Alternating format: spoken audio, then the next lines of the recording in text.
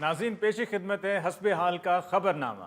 ख़वातीन और हज़रात, news James bond 0092 आपके लिए एक हंसी का गोलगप्पा लेके आया है। नाज़रीन, खबर कुछ यूं है, अमेज़न की डिलीवरी लिस्ट में गलत एड्रेस शामिल होने पर बुजुर्ग खातून के घर पार्सल का ढेर लग गया। गाड़ियों के पुर्जे और सीट कवर्स के पार्सल इतने ज्यादा हो गए कि गैराज से गुजरना मुश्किल हो गया। गैर मतलूब और मुफ्त पार्सलों से तंग खातून ने शिकायत दर्ज करवा दी। ये क्या किस्सा है जी? बास जी, अमेज़न की जो लिस्ट बनी हुई थी, एड्रेसेस लिखे हुए थे जिसपे जहां जहां पार्सल जाने थे, उधर कोई बुजुर्ग खतून का एड्रेस था घर का। अच्छा। वो किसी ने गलती से दर्ज कर दिया। अच्छा। उथे जाना सी रोज पार्सल, और पार्सल क्या है? गाड़ियों के पुर्जे, गाड़ियों की सीटों के कवर, स्टिकर। अब रोज धड़ाधड़ पार्सल जाने शुरू हो गए अम्मा वड्डी दे घर। अम्मा बेचारी परेशान, मैं केड़े कबाड़िए का काम शुरू कर बैठी।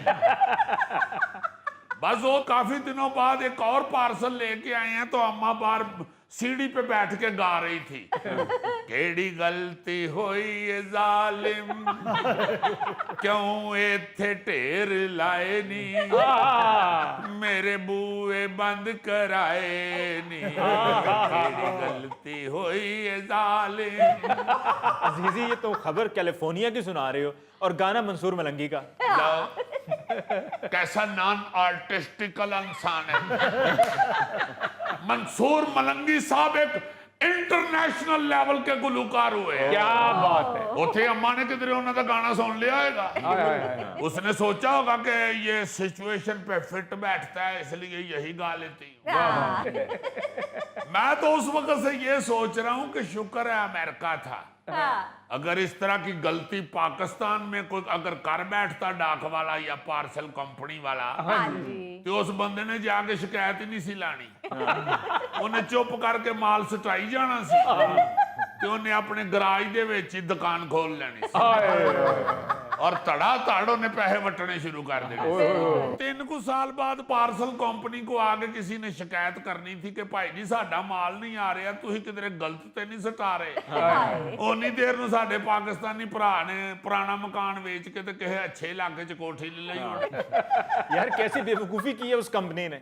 बस जी, उस खातून ने जब शिकायत की तो पता चला कि किसी सेलमैन ने उस लिस्ट में खातून का एड्रेस गलती से शामिल कर दिया था।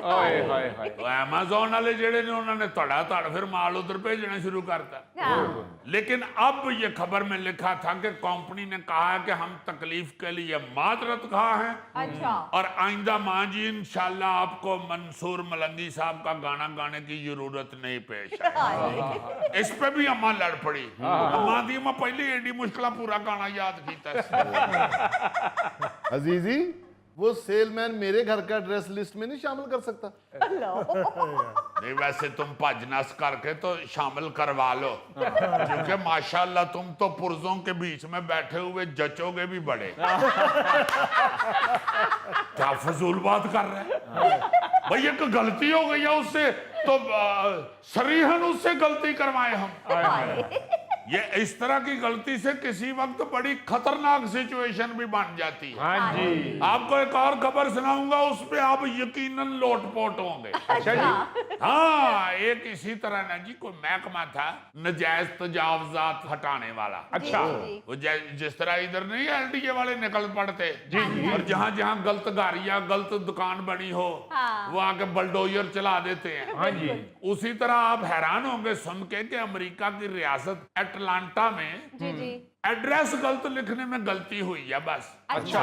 तो एक औरत बेचारी, एक घर था उसका, वो निकल के सैर करने कहीं गई हुई थी दूर इलाके में। अच्छा सैर तफरी के लिए नहीं बंदा 3-4 दिन के लिए जाता, जी उसी तरह वो बेचारी गई हुई थी। अच्छा पीछे से अमेरिका के एलडीए वालों ने उसका मकान ढा दिया। वो अम्मा बेचारी 3-4 दिन बाद वापस आई है। अच्छा आके उसने गड्डी सड़क पे पार्क की है, अच्छा अपना गड्डी में से पर्स निकाला है और घर की चाबी निकाल के तो वो बेचारी फिर कितनी देर चाबी घुसेड़ने वाला सुराख ढूंढती रही। और रास्ते में गुजरते हुए बंदे हंसना शुरू हो गए कि अम्मा होरे को मक्खी फड़न रही। फिर अम्मा बेचारी एकदम खलोती, उन्हें फिर पर्स चो ऐनक कड्डी। अच्छा ऐनक कड के उन्हें लाई है तो उन्हें क्या, हाँ इतने तो बुआ ही कोई नहीं, तो मैं चाबी कितने लाऊं डई। उसने फिर केस कर दिया उस महकमे पे। उसने कहा कि मुझे जुर्माना दो, सही अब मेरा घर ढाण दा भी ते दोबारा बनाने दा भी मैनू पूरा बिल दिओ, नहीं तो मैं तुहानू छड्डना नहीं। उन्होंने अम्मा नू बड़ा डराया डरूया। उन्हें कहा ना पैसे मैं पूरे लांगी, हुण मैं तुहानू छड्डांगी नहीं, केस मेरा बल्कि बहुते पैसे दिओ मैनू। तुहाडा बेड़ा तर जाए, मैं किन्नी देर इंज करदी रही हां। महल्ले वाले जिहड़े देख रहे सन की सोच रहे होणगे, होरे अम्मा बेचारी सैर तो आई है ते पागल हो गई। फिर वो अम्मा भी बेचारी ढेर पे बैठ के गाना शुरू हो गई, केड़ी गलती होई है जालम क्यों इत्थे ढेर लाए नी, मेरे बूए क्यों ढाए नी, केड़ी गलती होई है जालम। यार ये तो बहुत बड़ी खतरनाक गलती है। हाँ जी, वो पता ये चला खबर की तफसील से जी जी कि कोई ऐसा घर था, वो घर वालों ने किसी कंपनी को अपना घर जो है ना वो मिसमार करने के लिए राब्ता किया। अच्छा तो उसने जो उनका मुलाजिम था ना, वो उधर कंपनी में नंबर लिखवाने के लिए गया ना, तो इनके घर का नंबर था 119। अच्छा तो वो जिसने लिखा था उसने लिख दिया 191।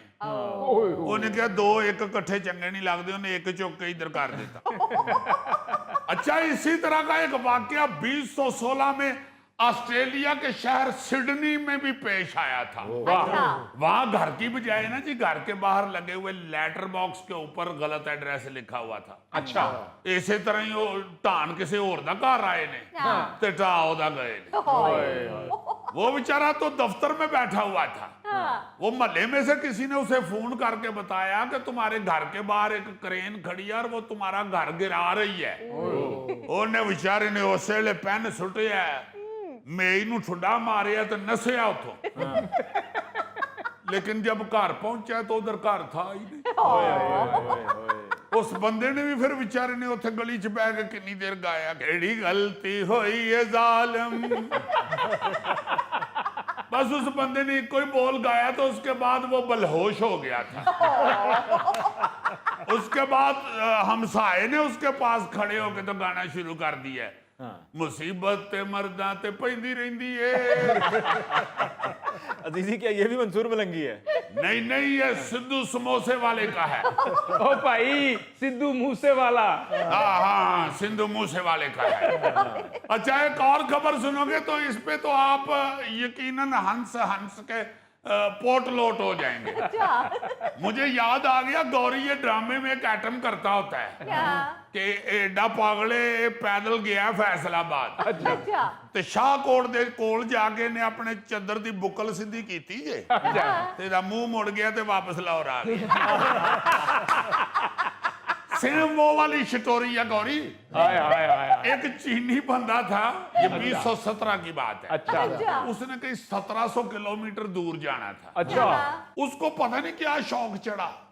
उसने कहा कि एक तो एडवेंचर भी है और मैं पैसे भी बचाता हूँ। अच्छा वो साइकिल पे निकल पड़ा। वाह 500 किलोमीटर तक जब वो साइकिल पे चला गया तो उसने कहा कि इधर मायर आप रेस्ट कर लो होटल में। अच्छा होटल च जाके सौ गया आराम नाल। सवेरे उठ के तैयार श्यार होके बाहर निकले ना तो उसने कोई एड्रेस पूछा